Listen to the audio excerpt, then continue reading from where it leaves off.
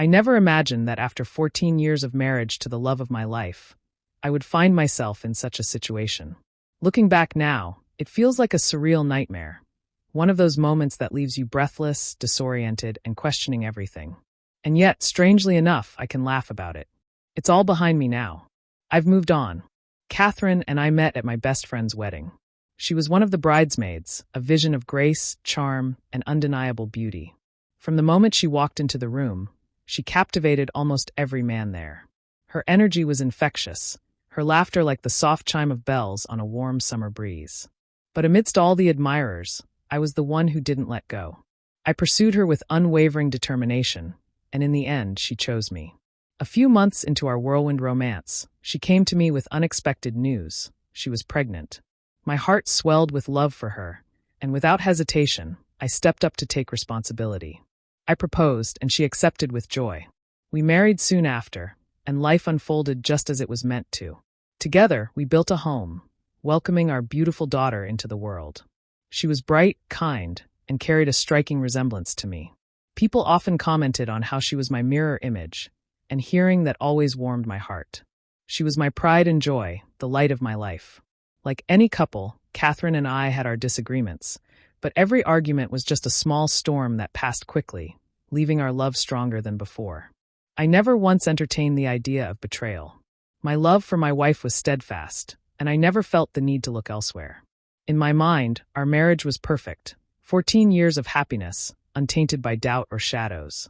I had worked at the factory for years, my life split between day and night shifts. One evening, I was assigned yet another night shift, a routine I had long grown accustomed to. At that time, a young intern had recently joined our team. He was sharp, eager, and quick to grasp the intricacies of the job. His work ethic was impressive. He took his responsibilities seriously and often went above and beyond. After making my usual rounds across the factory grounds, I returned to the break room, where the young man had already settled in with a steaming cup of tea. The room was warm, a stark contrast to the crisp night air outside, but it lacked the comfort of home, the softness of a bed, the warmth of familiar surroundings. As I sat there, I couldn't help but think how wonderful it would be to crawl into bed next to my wife, to let the weariness of the day melt away in the comfort of our home. "Go ahead, Sullivan," the intern said, his voice filled with confidence. "I can handle things here. Everything's running smoothly, and there's just one minor task left in the morning." The thought of finishing early, surprising my wife, and slipping into bed half an hour later was far too tempting. My spirits lifted at the prospect of ending my shift sooner than expected.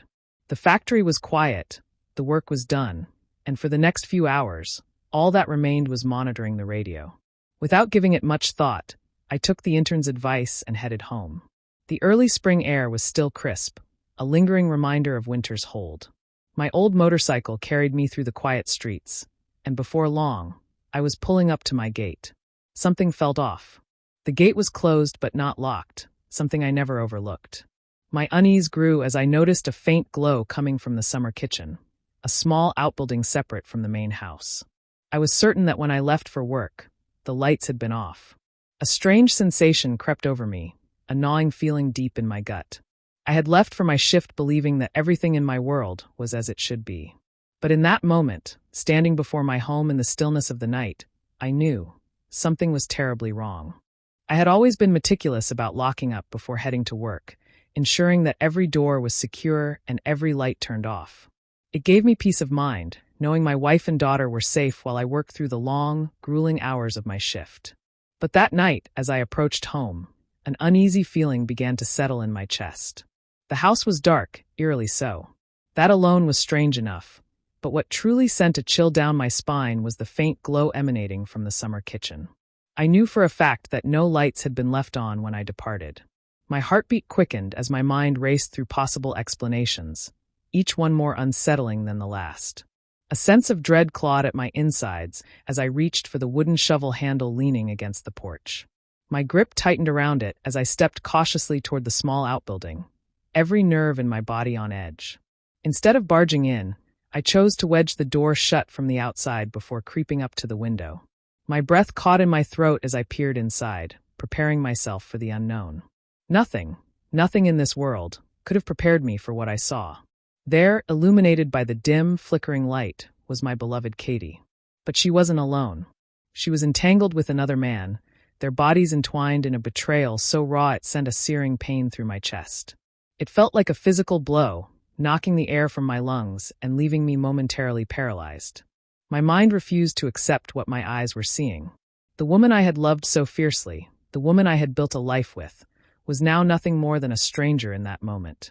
A surge of fury overtook me, breaking through the fog of shock. My hands trembled as I lifted the shovel handle and rapped it hard against the window. The sound shattered the heavy silence like a gunshot. The reaction was immediate, pure, unfiltered panic. They scrambled, eyes wide with horror, clawing for their clothes in a frantic attempt to cover their shame. But there was nowhere to run. The door was bolted shut from the outside. Trapped. Their naked bodies froze as they met my gaze, their faces contorted with sheer disbelief. I didn't need words.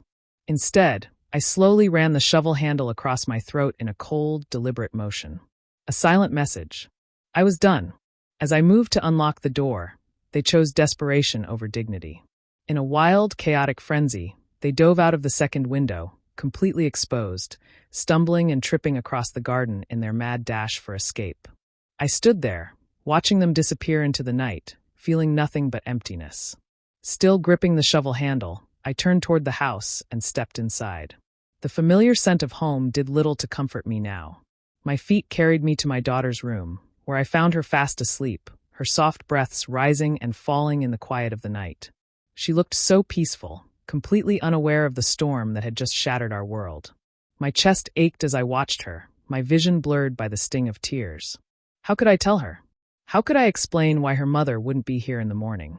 I sat down beside her, trying to find the right words, but before I could even begin, she stirred, her sleepy eyes blinking up at me. Then, to my shock, she spoke first. "I already know," she whispered. Her voice was small but firm, carrying the weight of a secret she had held for far too long. My heart clenched as she confessed that she had suspected something for months. She had seen things, heard things, things no child should ever have to witness. And yet, her mother had warned her, pleaded with her to keep silent. Tears welled in her eyes as she admitted how much it hurt. Not just the betrayal itself, but the absence that followed. Her mother had disappeared for months, not calling, not visiting, as if we had ceased to exist. Then, out of the blue, she had returned, expecting everything to go back to the way it was. But there was no going back. Neither my daughter nor I could bring ourselves to welcome her home. The love that had once filled our house had been irreparably broken. We packed up her remaining belongings, the last remnants of a life we once knew, and sent her on her way. She left without protest, as if she, too, knew there was nothing left to salvage. A year passed, and life, as it always does, moved forward. In time, I met someone new, a kind-hearted woman who had a daughter just a little younger than mine. The three of them bonded instantly, their laughter filling the spaces that had once felt so empty. And so, I found myself with a new family. A strong, loving family built not from betrayal and pain, but from trust, healing, and second chances. Meanwhile, my ex-wife continued down a path of fleeting romances, her love life spiraling into a never-ending cycle of temporary affection. I heard about it from her sister, our daughter's godmother, who kept me informed out of habit more than anything else. I don't think I'll ever understand what led her to walk away from the family we built, or how she could turn her back on her own child. Some things I've come to accept are simply beyond comprehension.